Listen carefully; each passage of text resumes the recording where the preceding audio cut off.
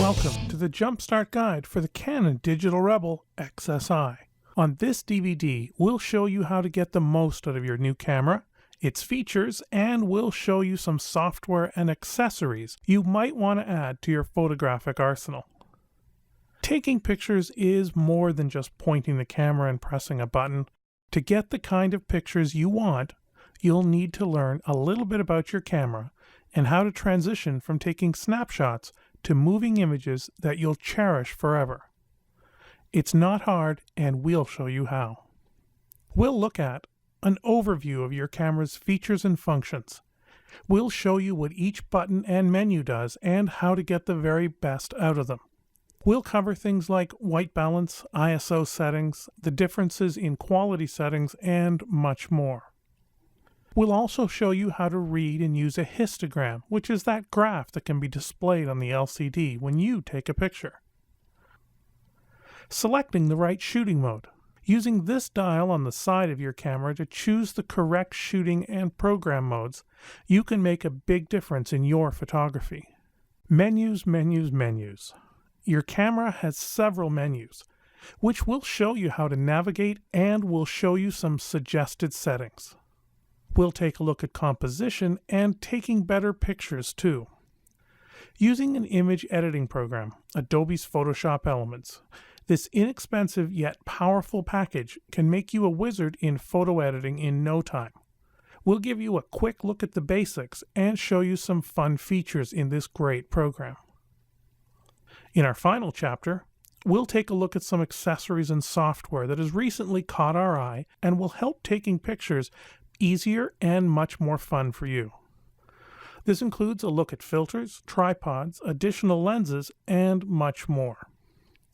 So get out your camera, get comfortable, and get ready to take great pictures with your new camera.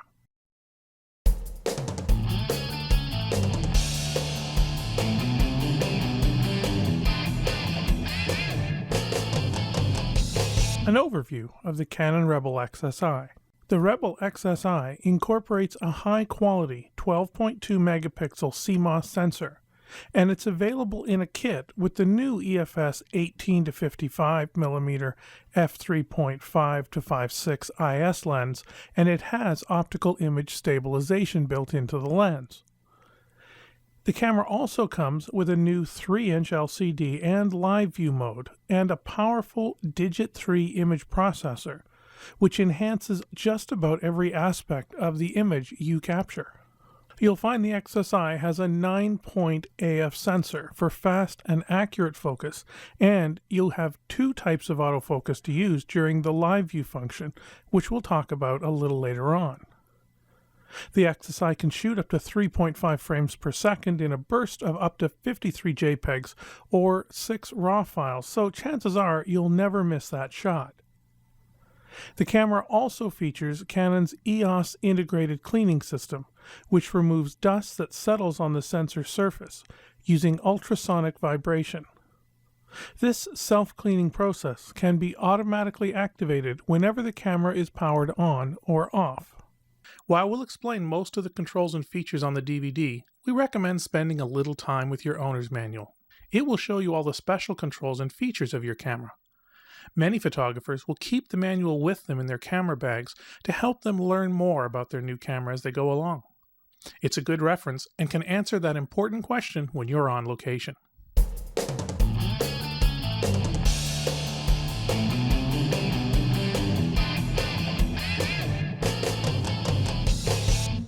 This is the camera's on-off switch. Instantly, the rear LCD panel of the camera will turn on and it'll display the camera's current settings. This is the shutter button. Pressing it halfway activates the autofocus system and the exposure system, which you'll use to set the shutter speed and aperture. Of course, pressing the shutter button completely will take a picture. Let's take a look at that LCD monitor now. This is the battery symbol.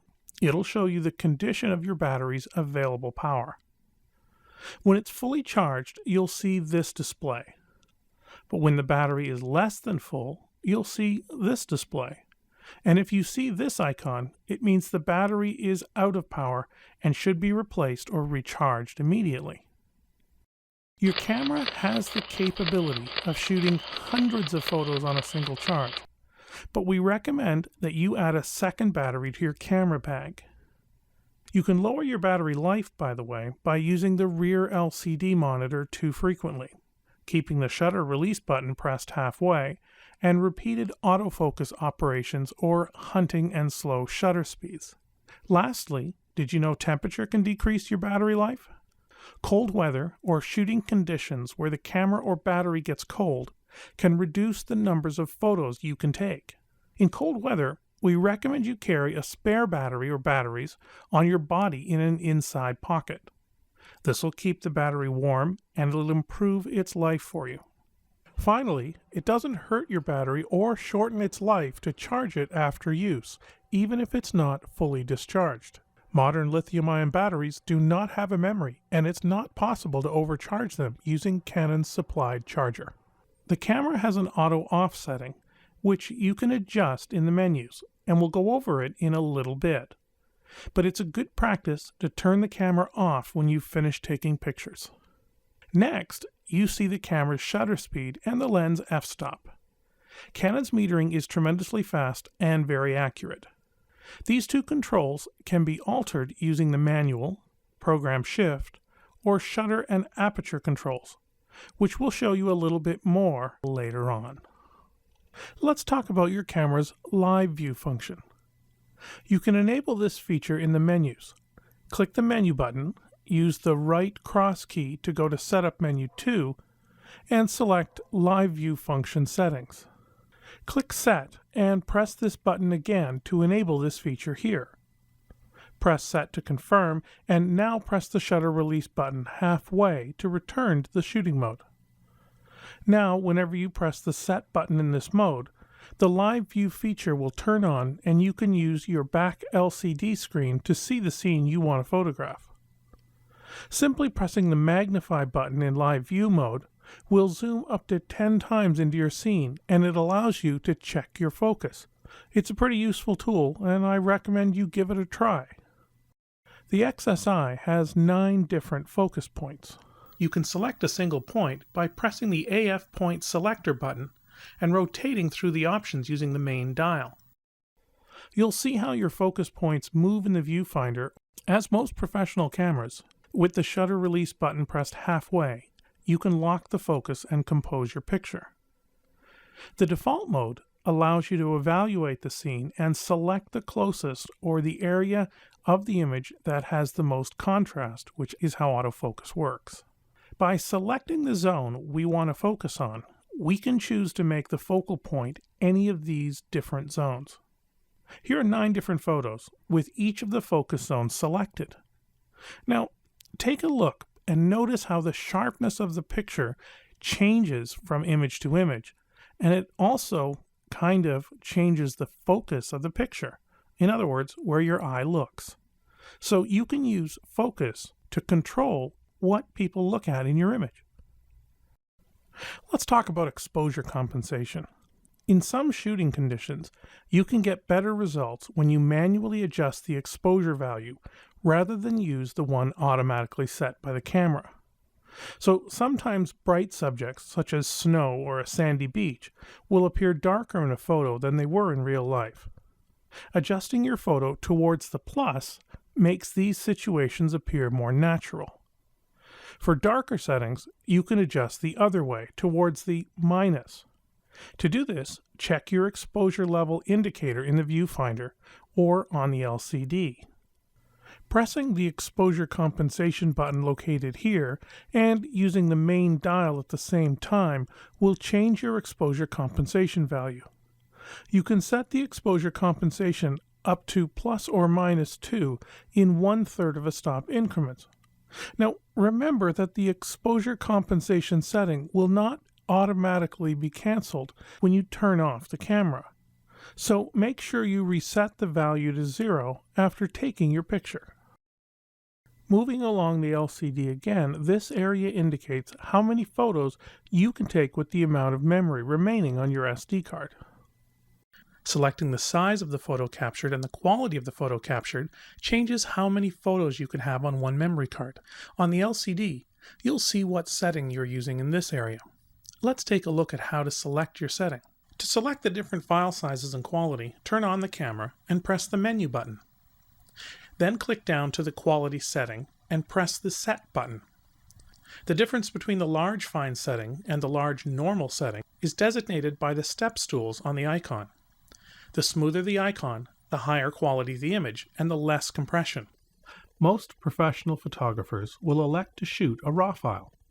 RAW files, when opened in professional image editing programs like Photoshop, will allow the photographer to manipulate the image that was taken by allowing adjustments like white balance, exposure, sharpness, and much more. In essence, it's an opportunity to change everything about the photo. This high level of control is not available in JPEG mode, and the primary reason photographers select RAW. You may elect to shoot one of each, which can allow you to give a high-quality JPEG to a customer or someone who doesn't have the ability to read or open a RAW file. We want to take a little more time and show you the differences when you take a photo with the different settings. Aside from being able to take more pictures, what you plan to do with the finished photos should be the determining factor. If the photos you're taking are going to be printed and you want to make the largest prints possible in the best quality, you'll want to select the RAW setting or the JPEG Fine setting. It's also the setting to choose if you're planning to use only a small portion of the picture or blowing a picture up. This photo was taken with the highest possible quality setting. It allows us to zoom into one part of the picture and still keep the detail as sharp as possible. If you plan on making smaller prints or using the photos on the internet or on your television, you can select one of the other JPEG settings. These smaller file settings will give you great quality when making 4x6 photos on your own printer or at the photo lab. It'll limit your ability to make big prints, and it will also limit your ability to crop, print, and maintain detail. Here's a side-by-side example of the same photo taken at different JPEG settings. Notice they all look similar when viewing the whole picture, but when we zoom into just a portion of the picture, the fine JPEG photo doesn't look as pixelated or chunky. All of this brings up the subject of digital media. Your camera is compatible with SD and SDHC memory cards. Now, as we discussed earlier, you can select from different grades of memory cards, regular cards and professional grade cards. While the cards come in the same sizes and are compatible with your camera, we tend to recommend that you take a look at the Pro cards. The reason is simple. First, Pro cards are built to read and write your files at the highest possible speed. This means you can take the next picture faster or sooner. It's important when you're shooting at the highest possible frame rate when shooting sports or wildlife. Second, the Pro cards are built to withstand the elements a little better. This means they can take the heat or cold a little better and will hold up to the conditions a professional photographer will put them through. To insert the memory card, slide open the memory card door and insert the cards as we're doing here. To get shooting, you simply close the door. We also recommend that you use a card reader. A card reader is a device that allows your camera to see the images recorded on your memory card. You can select from USB, FireWire, or PCM-CIA readers that plug directly into your computer or laptop. These are the preferred method for transferring your images from your memory card to your computer because they're fast, they're economical, and will provide less wear and tear on your camera. Moving along our LCD again, we're going to take a look at this setting, which is the white balance setting. Now, white balance is how your camera determines the color white, which defines all the other colors in your scene. When we were shooting with film, we never really worried about white balance because we purchased film that was set up for different types of light. But when you're dealing with sensors, you need to have the camera determine what your white balance is. The white balance selections are accessed by pressing the WB button located on the back of the camera and pressing the left and right cross keys. You'll see various settings on your LCD. The default setting, and the setting most people will use most of the time, is the auto setting, which means that the camera will determine its own white balance by evaluating the scene. We've found this setting to be pretty accurate under most shooting conditions. If you take a picture and it doesn't look right on your LCD, or you want to be sure of getting the right colors, you can go in and adjust the different white balance settings and choose one of the other settings. Let's look at those settings.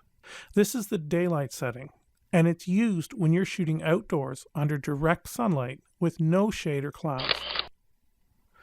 Use the shade setting when you're outside on a sunny day, but you're shooting into the shade or into the shadows. Cloudy is used when you're outside, but it's not really sunny. You can choose tungsten light when you're shooting indoors with lights from a regular light bulb. But you will select white fluorescent mode when you're shooting primarily under fluorescent lighting, such as something in an office or a school or a store. This is the flash setting, and it's best used with the camera's built-in flash or with an optional Canon or third-party flash. The next setting allows you to manually white balance your camera.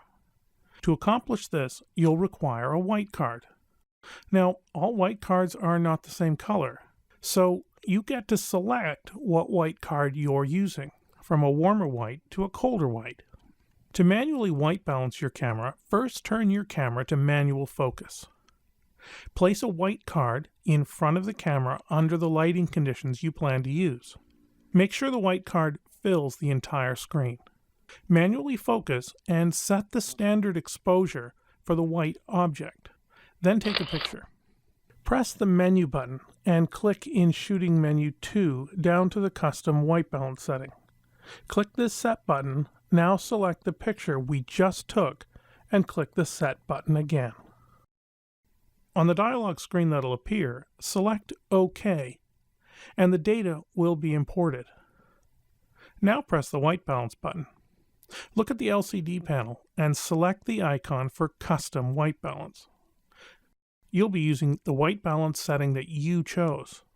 Remember, if you're using manual white balance, every time you change the light, you're going to want to change your custom white balance.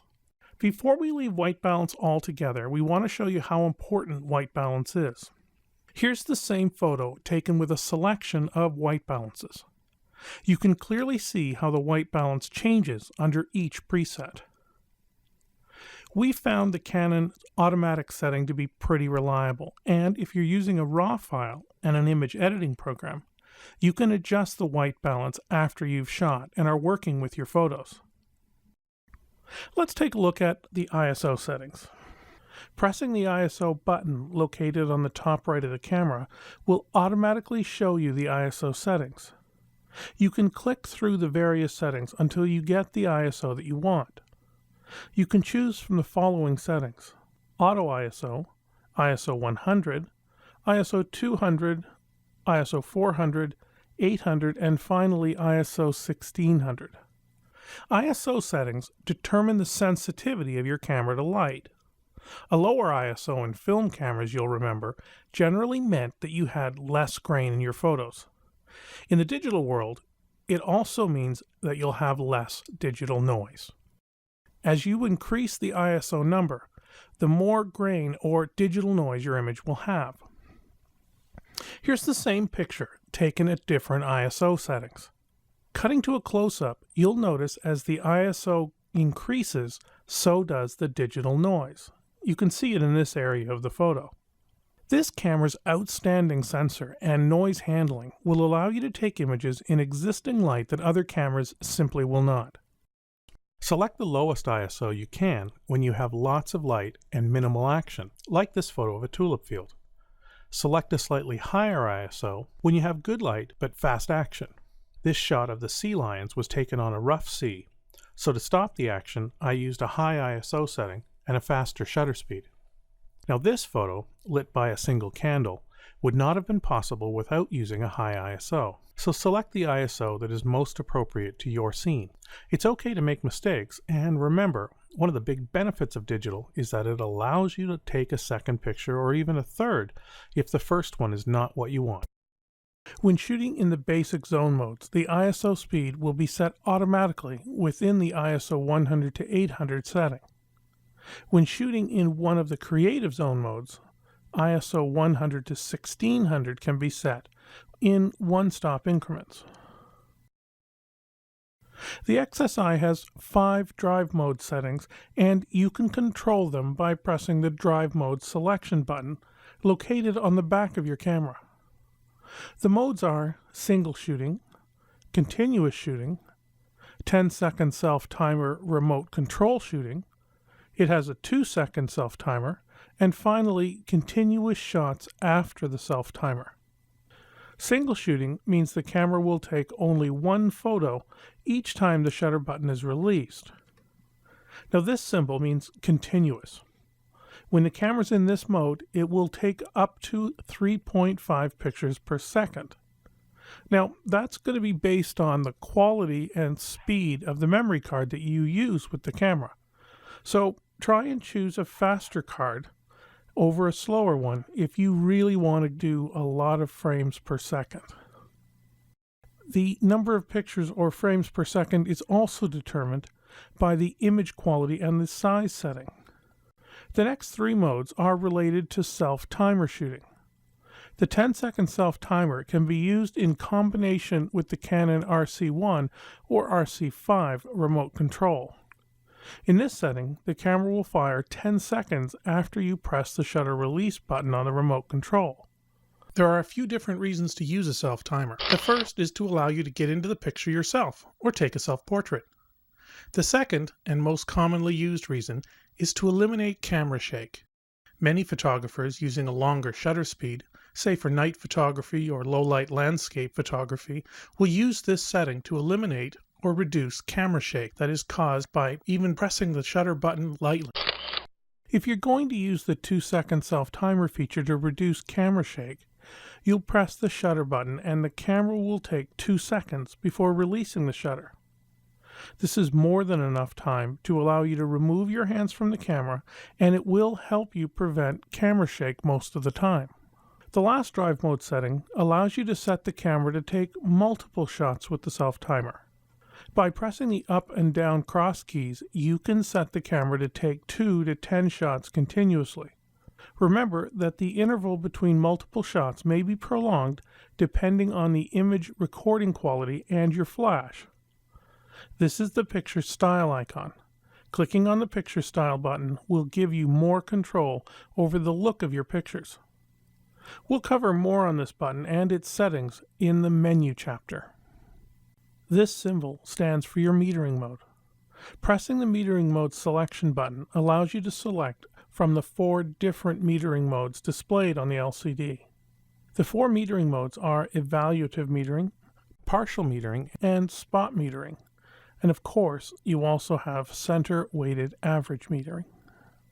Evaluative metering is an all-around metering mode best suited for general photography and for portraits.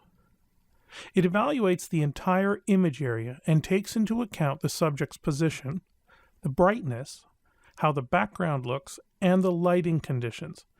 Things like whether it's backlit or frontlit. It's recommended you leave the camera in this mode for most of your shooting. Partial metering is best used if the background is much brighter than the subject. So, for example, a person with light behind them or a sunset. It only measures the light in 9% of the viewfinder, the area that's around the center focus point. Spot metering is even more defined as it meters only about 4% of what you see in the viewfinder. This is for metering a very specific part of your subject or scene. So you might be trying to meter for a dark area in your scene or a shadow in your scene. The last setting, center weighted average metering, means it evaluates the light at the center and then takes an average for the rest of the scene and then chooses the exposure. At the end of it all, selecting a metering is a subjective choice. We recommend evaluative as it will give you the strongest results with the least amount of work. But remember, partial metering works when the lighting is a little trickier. This is the auto-focusing mode. Pressing the AF button located here gives you a selection of 3 different autofocus modes: one shot, AI focus, and AI servo. To change these settings, you have to be in one of the creative zone settings on the mode dial. One shot means the camera will focus for one shot. It's used when taking pictures of still subjects. AI focus means the camera will focus continually when the shutter release is pressed halfway. The camera will take a picture, by the way, even if the camera is not in focus in this mode. So just be a little careful. Finally, AI SERVO is a combination of the two. It'll focus once, but it will refocus if the subject or the camera moves. Now, this is really the best of both worlds, and we recommend using this setting for most of your shooting. This switch on the lower left side of the lens sets either manual focus or autofocusing. The camera will rely on you to determine focus using the lens focus ring. You might want to use manual focusing for subjects that do not contain a lot of contrast, which is how autofocus works. But autofocus is usually pretty good, so you can probably leave the camera in autofocus mode. This is the AE Lock FE Lock button. This button allows you to lock your exposure settings. It's used when the composition of the image is different to the area you want to base your metering on, or when you want to take multiple shots at the same exposure. Here's an example. Focus your subject and press the shutter button halfway. Then press the AE Lock button. You'll see this icon in your viewfinder to indicate that your exposure is locked. Recompose your shot and then take your picture. This button can also be used to lock the flash exposure setting over the desired area of the subject. This is the menu button. When you press it, it'll display the camera's various menus. You can select the menus using the cross keys located here. Just click right and left or up and down to select the menu you want and click the Set button. We'll go over menus a little later on. This is the Display button. Pressing it while the camera settings are displayed on the back of the LCD panel will turn the LCD off. Pressing it while the menu is displayed will show the camera's current settings. To return the camera settings display, press the shutter release button halfway. If you look at the back of the camera, you'll see blue icons beside some of the buttons. The blue icons represent functions which you can only access when you're in the playback mode. This is the playback icon. Pressing it will display the images you took. You can click through them by pressing the left and right cross keys or turning the main dial. Clicking the Up button allows you to select how to browse through your images when using the main dial. Choose between 110 or 100 images at a time. Also, if the images were shot on different days, you can browse through them by date. Pressing the Enlarge and Reduce buttons lets you zoom into your picture or view them in an index display. If you want to delete some images in the field, you can press the Erase button when you're in the playback mode. It allows you to erase images one by one. Pressing the Display button in playback mode will show your image in Single Image Display. In Single Image Display with image recording quality, in Shooting Information and Histogram Display. Let's take a look at what a histogram is and how it can help you get better exposed photos. A histogram is a graphical representation of the areas of light and dark across your scene. To read it, take a look at it this way. The left side represents the dark areas of the scene, while the right side shows the brighter portions. The length of the peaks in the histogram tell you how much of the scene can be found at a particular brightness level. When a scene is too bright, most of the readings will show on the right-hand side. And when a scene is too dark, most of the readings will show on the left-hand side. The danger is that if part of your image is either too bright or too dark, the camera won't be able to reproduce the image with enough detail and color in the shadows or in the highlights. Ideally, you'd like to see a histogram with peaks near the center of the graph, but not crushed against the top of the graph. It's important to know how to read a histogram, but I don't want you to worry too much about what a histogram shows you. What I want you to understand is how to look at the histogram and learn from it whether your image is properly exposed or needs some correction. This button on the back of the camera is the Print Share button. When your camera is connected to a computer, you can do a direct image transfer. Connect your camera to the computer using the USB cable. Turn the camera on and select on the LCD the option All Images. Then press the Print Share button. Your images will be transferred. We really recommend using a card reader to transfer your images to your computer. It'll minimize any wear and tear on your camera, and you're less likely to hit your camera off the table. The other time you can use this button is when you connect the camera to a PicBridge-enabled printer. Select the image you would like to print, then press the Print Share button. This is the camera's mode dial. It contains 12 different shooting modes, which we will cover completely in a separate chapter. Look at the front of the camera on the right-hand side. As you face the camera, there are 3 buttons. This is the flash button. In the creative zone modes, you can press the flash button anytime to take flash pictures. The camera's built-in flash is located on the top of the camera. This is the lens release button. You will use this each time you want to change your lens. Let's take a quick look at how to do that. To remove your lens, press and hold the lens release button and rotate the lens as we're doing here. Then, gently lift the lens from the camera. The button down here is the depth of field preview button.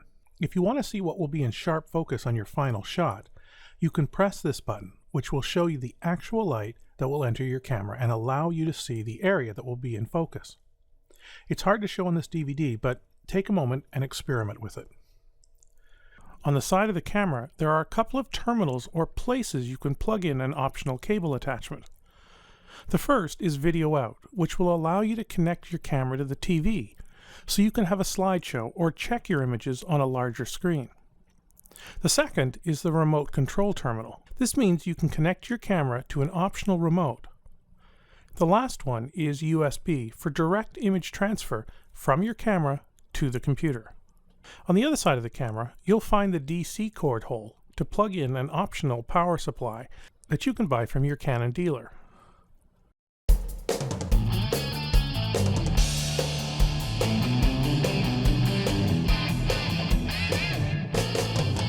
Shooting modes. Selecting the right mode for your photo session. The camera has different shooting modes to choose from.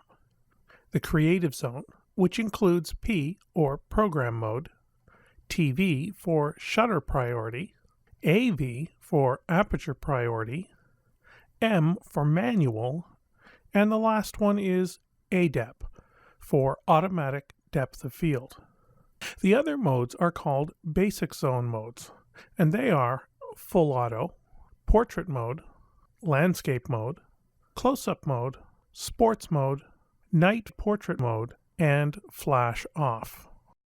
The modes are selected by rotating the mode dial, which rotates both clockwise and counterclockwise. Let's look at each mode, when to choose it, and an example of a photo taken in that mode. Let's begin with the creative modes.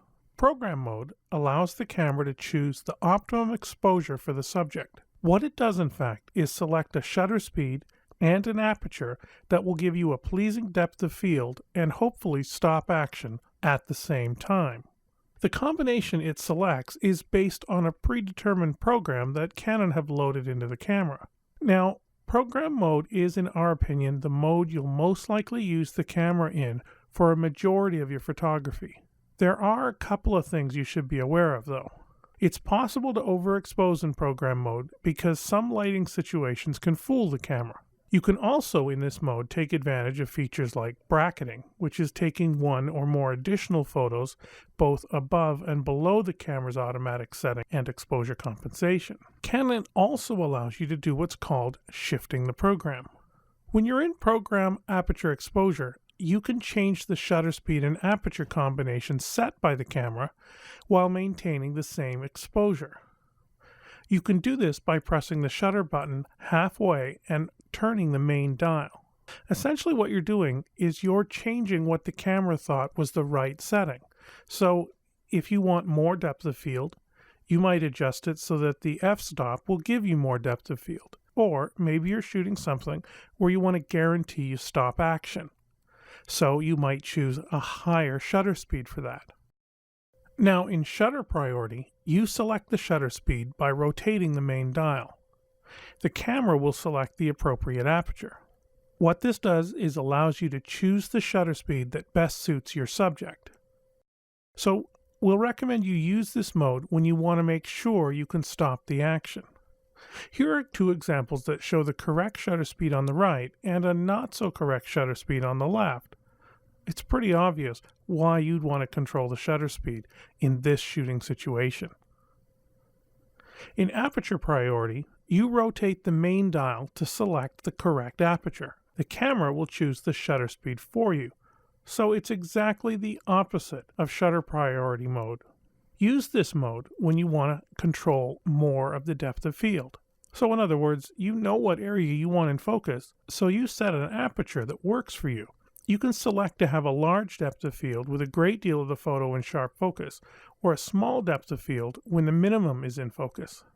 In manual mode, you get to select both the aperture and the shutter speed. Rotating the command dial will allow you to choose the shutter speed that you want. Use the command dial while pressing the exposure compensation button here to set the aperture. The reason to use this setting is when the camera is having a hard time getting the picture just right. It allows you to ignore the meter in the camera and make the choices that will give you a properly shot photo. You might use this if you're using some creative lighting and some creative flash techniques, or you might use it to teach yourself a little bit more about how the camera works. The final mode in the creative zone is called ADEP, or Automatic Depth of Field. In this mode, any subject appearing in your viewfinder that has a focus zone over it will be in focus. So it's great if you're shooting a group shot or if you're shooting a landscape where you want absolutely everything you can possibly get in focus. It's going to set your camera for the maximum depth of field based on what is appearing under the focus zones. Moving on to the basic zones. Basic zones are intended to assist you in getting the perfect picture. The camera automatically enables some of the camera's features while it can disable some others. Full Auto mode allows the camera to select everything. It'll adjust the camera's settings according to the subject and lighting to produce images that are both vivid with balanced color saturation and sharpness. The shot on the left was taken in the auto mode, while the shot on the right was taken in program mode. It's not a mode we recommend you use, because we think at this level you want to learn about photography. Portrait mode is designed for taking portraits. What it does is it means that the main subject will stand out from the background, which would be a little softer. Once again, here's our example on the right with a control photo shot in program mode on the left.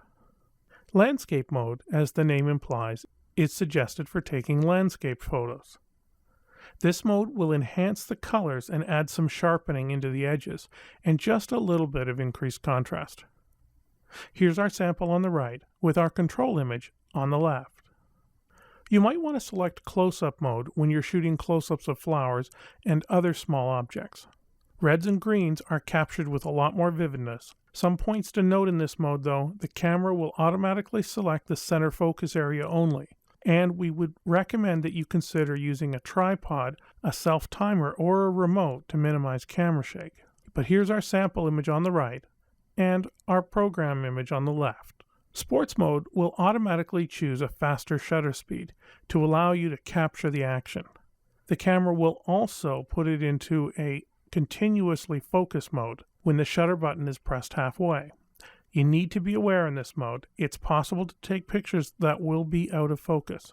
It's something you need to experiment with to get the hang of it.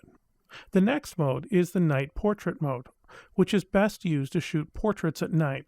It obtains a natural-looking exposure in the background, while capturing, of course, your subject in the foreground.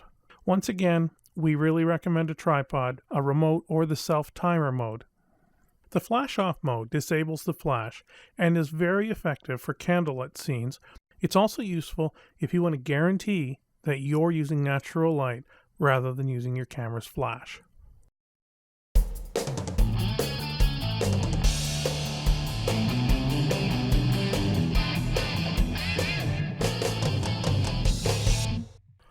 Let's take a look at the camera's main menus. First, you should know in the basic mode you have a reduced set of available menus. Because of this, we're going to set the camera on P or program mode and take you through the various menus and settings available. It's another good reason to learn the creative side. The Rebel XSi has 7 different menus, including a custom setting menu, which we'll go over in a few seconds. You can access the main menu on the back of the camera by pressing the menu button. The menus are Shooting Menu 1, Shooting Menu 2, Playback Menu, Setup Menu 1, 2, and 3, and a menu called My Menu. You can select the different menus by pressing left or right cross keys or turning the main dial. Let's take a look at the first menu. The first menu item is the quality and size setting. We've gone over this already, but you can choose from several different settings, including RAW. You can also select to record a RAW file and a large, fine JPEG file. Now, my personal preference is to use this setting as it gives you the most flexibility in editing your pictures later on. The next menu allows you to turn the red eye reduction on or off. With it on, the camera will fire a short pre-flash, which will help reduce the red eye in photos of people and animals.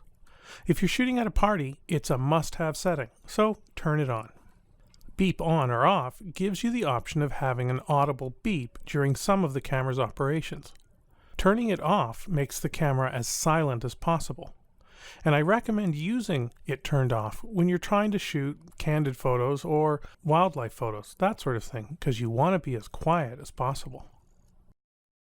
Shoot without a card allows you to press the shutter release even if you don't have a memory card in the camera. Now, I want you to know that I hate this feature and I recommend that you leave it off. Turning it on means you will take a picture you really want to keep without storing it. You don't really want to miss that important moment. It just comes along once.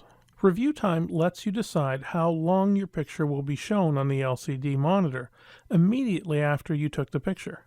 If you set it to hold, your image will keep being displayed. So set it to off if you don't want to see your image displayed. Let's move on to shooting menu number 2. AEB stands for Auto Exposure Bracketing. When you're using this, the camera will take 3 photos, all at different apertures. Bracketing is used by professional photographers to have a little insurance when taking pictures. It'll take a picture that is properly exposed, and then just for good measure, it'll take an image that is underexposed, then overexposed. You determine that amount of under and overexposure. Here's an example of the same photo with bracketing turned on, and we use the defaults for exposure compensation. There is a little difference between each image. There are too many combinations for us to go through on every option, but since you're not using film or spending money, we recommend you give bracketing a try. In tough situations, it is the difference between a successful shot and one that is slightly over or underexposed. Click down to the AEB setting and press the Set key. Then, using the right cross key, you'll notice the indicator move over 1/3 of a stop at a time. When you've chosen your setting, click the Set button again. Simply reverse the procedure to turn it off, or you can turn the camera off and back on. Please note, you need to press the shutter release 3 times to get your 3 different pictures, so it's not something you're going to use when you're shooting action shots. Just like normal exposure compensation, you can also adjust the exposure compensation for your flash. You can set the flash exposure compensation up to 2 stops in 1/3 stop increments. Give it a try. The custom white balance menu we've covered earlier. It allows you to select your own white balance. The next setting is the white balance shift bracket. It allows you to take 3 pictures with different white balance. In this case, pressing the shutter will take 3 images. If you press the Set button to get into this setting, you'll see a graph. You can shift your white balance to any of the 4 corners, essentially increasing different shades of color to your white balance. This is a complicated area to experiment with, and because of that, we're not going to go into it here. I might recommend taking a Sunday afternoon and experimenting with it, and you might develop a look that's all your own. Color space allows you to select between the camera's 2 different color management systems, sRGB and Adobe RGB. Adobe RGB, which is a recognized color standard for commercial printing, will provide a subdued image that will require processing in something like Adobe Photoshop. It's recommended for advanced amateurs and professionals shooting in RAW mode. The next item on the shooting menu is called Picture Style, which will help you obtain the desired effects you want in your image. By pressing Set, the picture style selection will appear, and you can choose between the different styles and effects. Standard gives you a vivid and sharp image and is mostly used in the full auto mode. Use Portrait to get a slightly sharper and crisper image with more natural looking skin tones. Landscape gives you a very sharp image with more vivid blues and greens. In neutral, no sharpness is applied, and it'll give you much more natural colors. Use Faithful when you photograph your subjects under a color temperature of 5200 degrees Kelvin. Monochrome will allow you to strip all color and will provide you with the most natural looking black and white image for those of you guys who just love black and white. All of the effects you can customize by changing the parameters like sharpness, contrast, saturation, and color tone. Just click the display button to access this submenu. For quick access to this menu, just press the Picture Style Selection button down here. Dust Delete Data. Normally, the self-cleaning sensor unit will eliminate most of the dust visible on captured images. In case visible dust still remains, you can use this function. Refer to the manual for more information, and you'll find it on page 119. Moving on to the playback menu, the first option is Protect. Protect allows you to manually go through each photo on the memory card and protect it from accidental erase. Now, I think this is useful, but I really want to encourage you to transfer your pictures to your computer and then a CD-ROM to protect your files. But this is good in a pinch. Simply press Set and you can scroll through the pictures. When you want to save one, press Set. This icon will appear to let you know that your image is protected. Rotate will allow you to rotate an image that you've taken vertically instead of horizontally. Simply press Set to get into it, then you can select the vertical images and press Set to rotate them. Erase images. Your option here is to either select and erase a single image or to erase all images on your memory card. Now remember, once your image is erased, you can't recover it, and the Protect feature discussed earlier will prevent you from erasing those images. Print Order allows you to pick images that you want to print. You can select to print all or select individual ones. You can also decide to print an index print, which is a print that contains all the images on the card.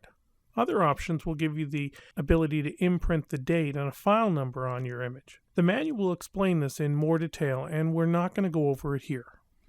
Transfer Order lets you select the images that you want to transfer to your computer. Use the Set button to put a check mark in the upper left-hand box of the image that you want to transfer, or simply choose All Images to transfer all of your images at once. Once again, we recommend using a card reader to copy your images to a computer. In the histogram menu, you have two options. You can select between Bright Display or RGB Display. Selecting the brightness setting will show you the exposure level distribution and the overall brightness and gradation. The RGB histogram is useful for checking color saturation and gradation. Autoplay will begin playing your images one after the other on both the rear LCD, and if you've connected your camera to your TV, it will also play back there. It's a great way to review your shots. The setup menus. The next menus allow you to customize your camera's operation to your own shooting style. First is the auto power off. You can select between 30 seconds, 1 minute, 2 minutes, 4 minutes, 8 minutes, 15 minutes, or you can turn it off. To maximize your battery life, we recommend you leave it on the default, which is 30 seconds. File numbering allows you to decide if you want the camera to continuously number your pictures or to set it automatically to 0001 whenever the memory card is replaced. You can manually reset the file numbering to 0001 at any time. A new folder is automatically created.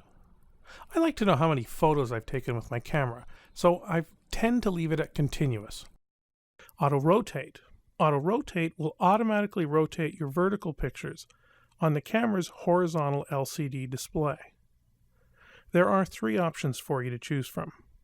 The first will automatically rotate your image on both the camera's LCD monitor and on your computer later on. The second option will only rotate the vertical image on your computer. And the last option doesn't rotate the vertical image at all. This is something that's a personal preference, but I tend to use the first option because I want my photos rotated when I look at them in any situation. Format will format or erase your SD card. To do this, press Set, then use the right button to select OK. Pressing the Set button again will erase all of your images on your memory card. It's a good practice to format the card in the camera after you've removed all your pictures to your computer. LCD Auto Off. This prevents the display off sensor on the back of your camera from turning off the LCD automatically when your eye gets close to the viewfinder. Screen color allows you to choose one of 4 different background colors for the shooting settings screen on the back of your LCD. This is a really personal preference here, but here's how it looks in the different colors. Pick the one you like and stick with it. Let's take a look at Setup Menu 2. LCD Brightness. LCD Brightness allows you to make your LCD brighter with the 7 brightness levels that are provided. Now, this is a personal preference, so pick your own brightness level and leave it there. Don't keep adjusting it, because you need to learn what looks right on your LCD will also look right later on when you print the image or use it on your computer. Date and Time allows you to set the date and time. Pressing the Set button sets this category, and the up and down buttons will allow you to select your desired settings. Language. If you want to change your language setting, click on Set, use the controller to scroll through the settings, and click on Set again to confirm the language that you want to use. Video System. Video System allows you to pick what the output of the camera's video output will be. You can use NTSC if you're in North America, and select PAL for most other countries that you might be visiting if you want to give an impromptu slideshow. Sensor cleaning. When you turn the camera on, the self-cleaning sensor unit will automatically remove dust which might be adhering to the image sensor. You can disable this feature if you want, or activate the cleaning manually. Live View Function Settings. One of the other great features of the Rebel XSi is its new Live View function. Live View does not work in the basic zone modes, only in creative. The first option is to enable or disable Live View. If enabled, the next time you're taking a picture, you have to press the Set button to activate the Live View on the rear LCD. Also, if this function is enabled, the next setting can be very helpful. It's called the grid display, and if set to on, it'll provide you with a grid divided into thirds. It's easier to align horizontal and vertical shots that will help you in composing your image. Metering timer. Here you can change how long the metered exposure setting is set to be retained, so you can choose it to be longer or shorter. Flash control. The built-in flash and external speed lights can also be set through the menus. The first setting allows you to either enable or disable the built-in flash. Next is the built-in flash function setting. Under shutter sync, you have 2 options. First curtain, which means the flash will fire right away after the exposure starts, and second curtain means the flash will fire right before the exposure ends. With second curtain flash, 2 flashes will be fired. The first one when you press the shutter button completely, and the second one just before the exposure ends. The next setting we've already covered. It's the flash exposure compensation, which you can change up to 2 stops in 1/3 of a stop increments. ETTL2 allows you to determine how your flash photography will use the meter.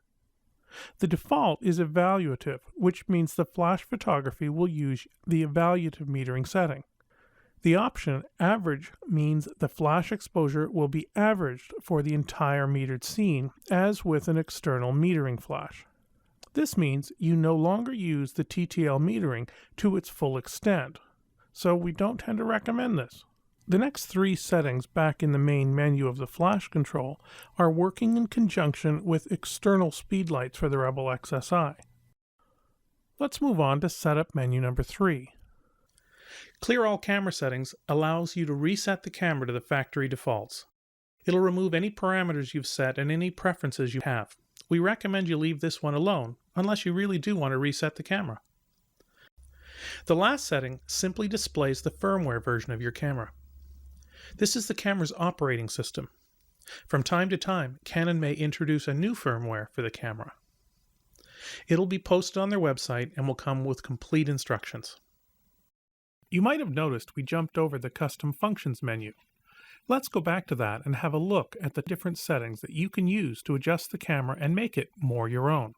The Exposure Level Increments menu lets you determine the increments for the shutter speed, aperture, and exposure compensation bracketing that we've showed you how to use earlier. And we talked about it as using 1/3 of a stop, but in actual fact, at this point, you can determine whether you use 1/3 of a stop or 1/2 of an f-stop. What I recommend you do is give both of them a try and see which gives you the look that you're after. The next setting allows you to adjust the flash sync speed when you're in AV or aperture exposure mode. The choices are automatic or 1/200th of a second. Use the 1/200th of a second when you're taking a night portrait to leave the background dark. The next menu item allows you to turn on or off long exposure noise reduction. It's a great feature when you're taking night photography. If you set it to auto for 1 second or longer exposures, noise reduction is performed automatically. You'll find that this setting is effective in most cases. High ISO speed noise reduction. You can select this between on and off. Set it on, and it means the noise generated by the image will be reduced when you're in a higher ISO. Although noise reduction is applied at all ISO speed, it's especially effective if you're working at higher ISO speeds. Here's an example where we've got noise exposure turned on and when we've got it turned off. You can see that it's pretty effective at doing its job. When you enable the next setting, Highlight Tone Priority, your highlight detail will be improved. The reason is that the dynamic range is expanded from the standard 18% gray to bright highlights. The gradation between the gray and the highlights will become much smoother. So essentially, it gives you a wider dynamic range. Next is Auto Lighting Optimizer. When enabling this feature, the camera will automatically correct brightness and contrast in an image that's too dark or too low in contrast. Remember that depending on the shooting conditions, image noise may increase, and this function will not work with manual exposures and raw images. The next menu item controls the autofocused assist beam from firing or not firing. The default is enabled, which fires the autofocus assist beam when you press the shutter release button.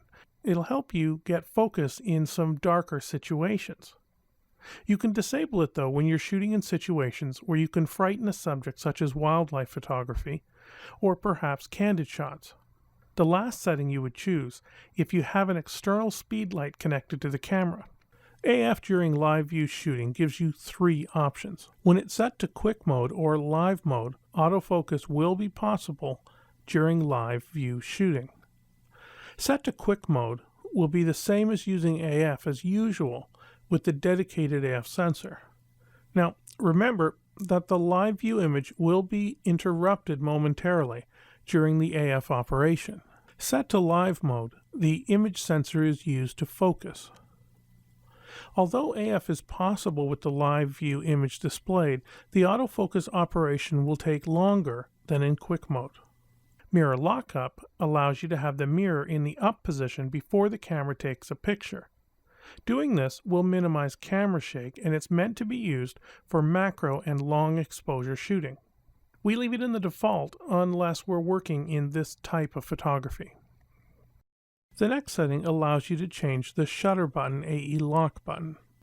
The options are 0, no change, 1, AE lock only, meaning pressing the shutter button lightly will lock only the exposure, 2, AF lock only, meaning focus is set but the exposure will change if required, and 3, no lock on either function. Set button when shooting. This allows you to change the function of the set button on the back of the camera while you're shooting. You can select between using the set button to change the quality while shooting, change the flash exposure compensation, turn the LCD monitor on or off, or bring up the menu display. Remember that when you have enabled the live view shooting mode, this setting will override any of these four options.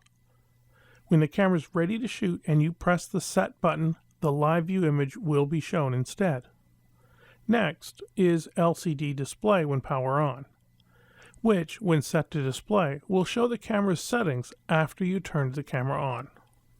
The other option is selecting retain power off status. If you press the display button to turn off the LCD monitor and then turn off your camera, the LCD will not turn on when you turn the power on again. It'll save you some battery power. The last menu requires the purchase of the original data security kit, which we won't go into here. Please consult the manual in your Canon dealer. The last menu is called My Menu, and it allows you to put as many as 6 of your most frequently used menus in one place, or one menu. To use it, simply press the Set button to get to the menu that controls this feature. Then select Register and press the Set button again. This screen allows you to select from all the menus that we've discussed and shown you earlier. So, if you frequently find you're accessing as many as 6 of these menus, simply scroll through the list, select the one that you want, and press the Set button. Then select OK, and press the Set button again. To see what you've selected, press the Menu button until you're in the root of the My Menu settings. You'll see the list. You can always select the My Menu Settings menu, press the Set key, and do a sort or delete the menus. This is a cool feature, and we recommend you discover your own menus. Well, we've talked a lot about the camera and all of the features and functions, and we've shown you all of the menus. Now it's time to put some of this to use.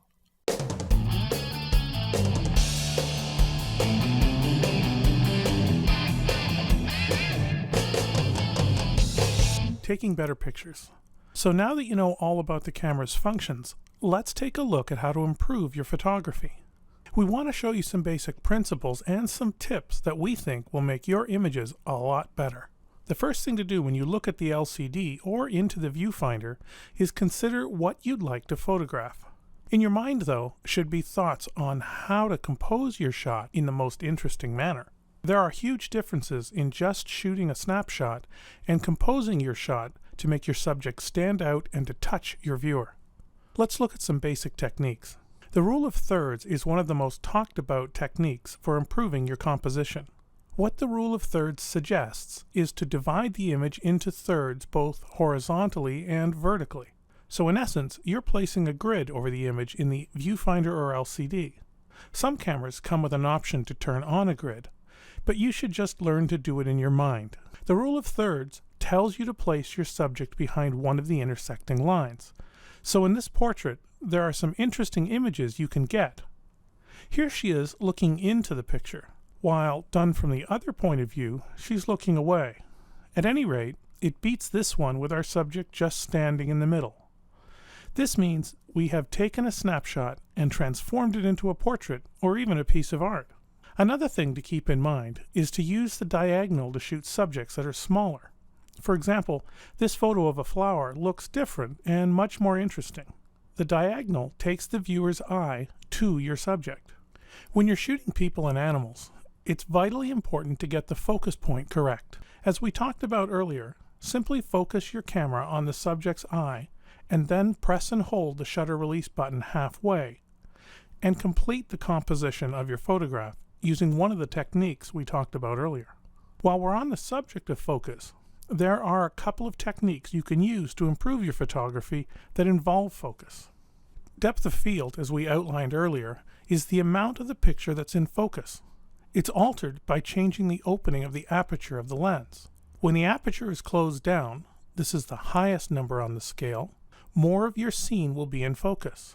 When the lens is as open as it can be, symbolized by the smallest number on the lens, the very minimum will be in focus. Here's a side-by-side of our still life, and we've shot it at opposite ends of the apertures, and of course the most dramatic focus differences. You can use this in your shooting when you want to use focus to draw the viewer's eye to the right part of the picture. Don't rely on the zoom to bring you closer to the subject. It's better to walk as close to the subject as you can, and then use the zoom to bring you in a little closer. Here's an example of what I mean. In this photograph of Las Vegas's New York, New York hotel, the first picture I took is a picture from a distance using the zoom. Notice the wires in the picture. Then I walked as close to the hotel as I could, and using a wider setting of my zoom, I was able to remove the wires from the image, get more detail in the picture, and capture a more pleasing, less confusing image. Tip number 2, don't stand so far away. Another classic example is a picture of your friends and family in front of a landmark. Many people stand as much as 10 or 20 feet. Heck, I've seen people across the room from the subject. People walk in front and all over, and you have these little faces with too much background on display. It's not what you really wanted. It's what you think you wanted. Instead, walk up to your subjects, use the wide-angle part of your zoom, and you'll capture the image you had in your mind rather than a photo that is unrecognizable. Give it a try next time you're taking a picture. Tip number 3, watch those backgrounds. Here's a shot of our model under a tree. Well, is she under the tree, or is the tree growing out of her head? The point here is to watch the backgrounds of your images. You want to make sure something is not growing out of your subject's head or looks funny there. Also, you can use too much background. If you've taken one of those, you can try and crop it closely. Here's an example. On the right is our original picture, while on the left is a close crop, where you can't really see the tree.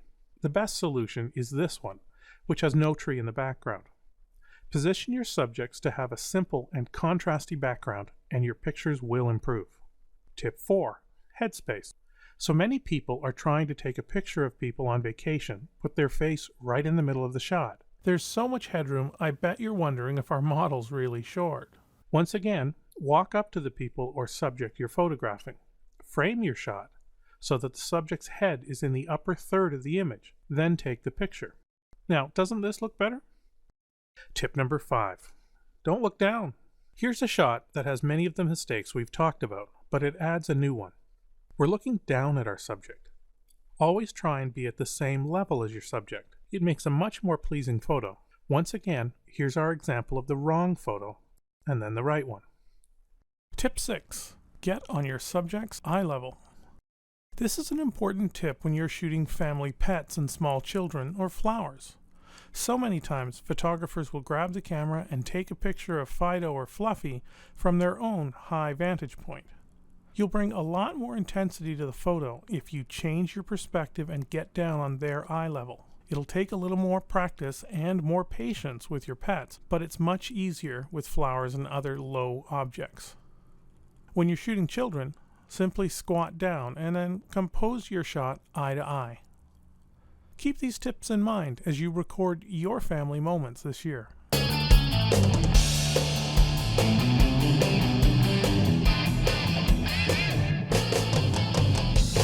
Using Photoshop elements. Many cameras or computers come with their own simple software to allow you to edit your photos on your computer. While providing the basic tools, they're sometimes limited in what they can do. We recommend taking a look at an inexpensive software package called Photoshop Elements from Adobe. This program is the little brother to a program used by professional photographers and graphic artists called Photoshop CS3. Now here's a little secret. Photoshop Elements contains just about everything the average photographer will need to import, edit, and print your pictures. Let's take a look at a few simple operations in Photoshop Elements. After installing Adobe Photoshop Elements, an icon showing a little camera will appear on your desktop. Double-clicking on it will open the welcome screen. The first step is to click on View and Organize Photos. A window called the Organizer will open. You can import your pictures two ways, either click File and select Get Photos, or simply click on the camera icon in the Shortcuts bar. You can import from your camera or card reader, scanner, files and folders, mobile phone, or by searching. Importing from the camera or card reader. To open the photo downloader window, select the From Camera or Card Reader option under the camera icon on the Shortcuts bar. The first menu allows you to choose the source device of the images, such as a card reader, jump drive, camera, and more. Below is the Import Settings area. The images will be placed in a subfolder with the selection of shot date options or custom name. For example, the images taken on September 8th can be organized by that date or by a custom name. We'll use Salt Spring Island. The next menu allows you to rename each image within the subfolder, such as boat or bay. The delete options window is next. We strongly recommend you select the after copying. Do not delete originals. Get in the habit of deleting your images yourself, and you won't lose any pictures by accident. Click Get Photos to finish the import process. Importing from files and folders. To open an existing image, select the From Files and Folders option under the camera icon on the Shortcuts bar. Open the folder, highlight the images you want to edit, and click Get Photos. Let's move on and open a picture in the Quick Fix workspace. Select the picture, go to Edit in the Shortcuts bar, and click on Go to Quick Fix. To edit more than one picture, just Control-click on all the pictures you want, and then select Edit, Go to Quick Fix. Your pictures will open automatically in the Quick Fix workspace. The photo bin at the bottom of the windows show the images you just selected. The usual menus run along the top. Clicking once on each menu item will open a sub-menu for File, Edit, Image, Enhance, Layer, Select, Filter, View, Window, and finally Help. To get a better picture and to draw the attention on your subject, it's always a good idea to give your picture a little crop. It gives you the opportunity to resize and create a new composition. You'll find the Crop tool on the left side of the toolbox. The submenu offers the ability to restrict the ratio, width, and height of the cropped image. It's also really helpful if you plan to send your image to a professional photo finisher for printing. Without restrictions, you can crop the image any size and ratio you wish. Simply drag the mouse over the photo you want to crop. The area to be removed will be darkened. Once you're happy with the crop of the image, click the green check mark at the base of the selected area. This is one reason why you should always capture your pictures with the highest resolution and the best quality settings on your camera. When it comes to cropping, you don't want to miss those extra pixels when you need them. Keep the image setting at 300 pixels per inch for print and 72 pixels per inch for screen viewing on the cropped area. Printing. First on the agenda is printing. You can access the print option from any of the workspaces, organizers, Quick Fix, and Full Edit. Always be sure your picture is selected in the photo bin. Go under File and select Print, or click on the print icon in the Shortcuts bar. The print preview window will open. It shows you how the image will be oriented on the printed page.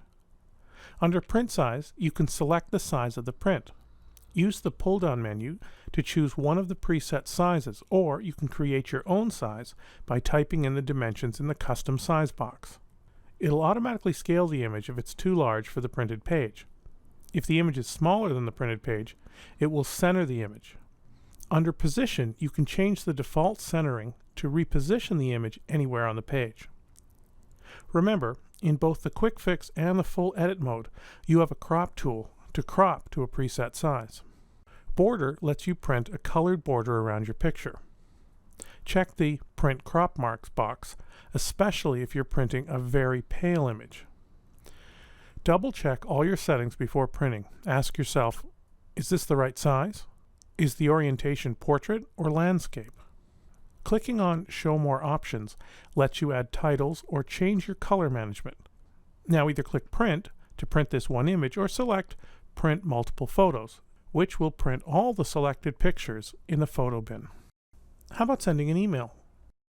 Remember, every workspace in Adobe Photoshop Elements has a Share button with an email option in the submenu. You can attach multiple pictures. Click on Add, and a window will open offering several places to select images, including collections, and tagged files will open. Select the images you like and click Done. On the right of that window, you can choose the format between a PDF slideshow or individual JPEG attachments. Select the size and quality. I always choose the small size with a 640 by 480 pixel. It makes a great viewing screen size. There are still some people out there with slow internet connections, so don't send 4 megabyte double screen size pictures straight from your memory card. Always screen your pictures through a program like Photoshop to compress and resize them before attaching them to an email. For more detailed images being sent to a recipient with a high-speed internet connection, set the JPEG quality to 8 or 9. Pressing Next will show the path where the pictures are saved. Only Outlook Express will automatically attach the pictures to emails if it was set up to do so initially in the startup preferences. I'm not using Outlook on my computer, so I have to save the pictures first and get them later when I write my mail. If you're using Outlook, go in the Organizer and under Edit Preference Sharing. Click under Email Client Outlook Express. The next time you're saving your pictures for the web, it'll automatically generate the pictures in a new email. Photoshop Elements is a really great program to get your picture the way you like it. We recommend you spend a little time with it and experiment with all the tools, filters, and functions. You can download a complimentary copy of Photoshop Elements 5 with a 30-day trial from the nice folks at Adobe, visiting their website at www.adobe.com. We produced a DVD about this, and we were amazed at the power this program offers everyday photographers. And you can pick up our DVD at the camera dealer you bought this DVD from. So check it out. You'll be amazed at all the power of the program, and you'll have a lot of fun.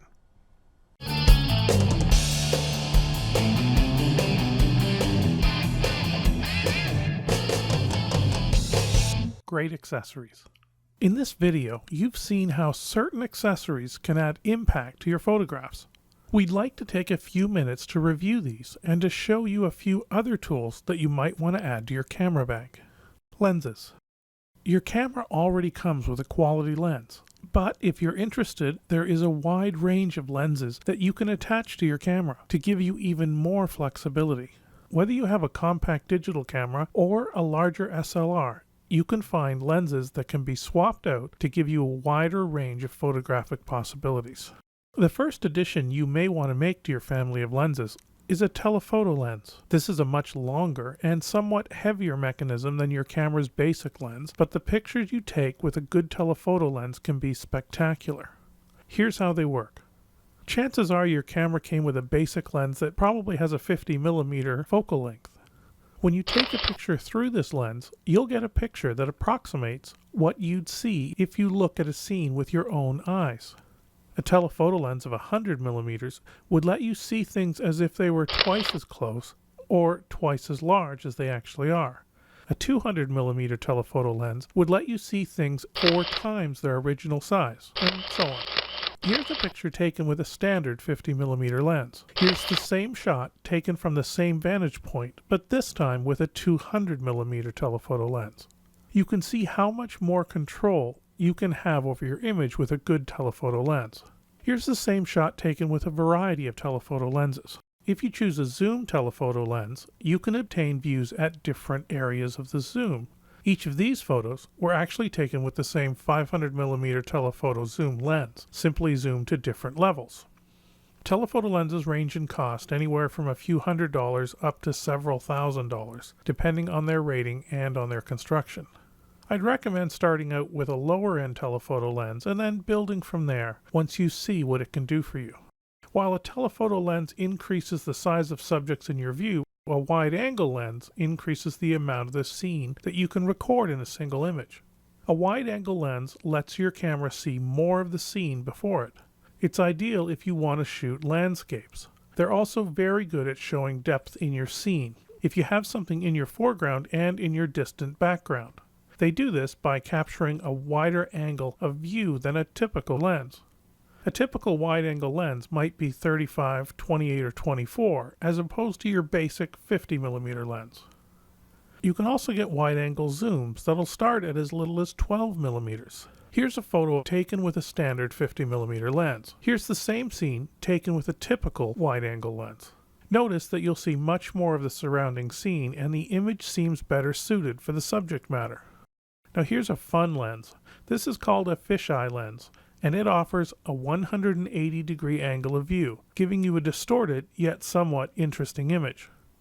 If you want to shoot landscapes and want to add some additional flair and range to your shots, I definitely recommend a good wide-angle lens. One final lens I'd like to talk about can turn your high-end SLR into a more convenient portable camera. This lens, which is sometimes referred to as a pancake lens, is much more compact than your camera's original lens, but it does the same job. It makes your camera much more compact and still delivers excellent quality images. Also, this particular lens comes with a lens cap that can be unscrewed to reveal the entire face or just a small opening. When this smaller cap is taken off and the larger one is left on, it functions as a mini lens hood to protect the lens from any stray light that might cause lens flare on your pictures. This lens is fantastic if you want to take your camera on hiking trips or just don't want to carry around a heavy camera. Filters. Once you've settled on a lens for your photography, you might want to consider adding some filters. Filters are designed to screw into the front of your lens. There are a variety of filters that perform a variety of tasks for your camera and can affect the final look of the recorded image in many ways. One of the most important and commonly used filters is called a UV filter. Tripod.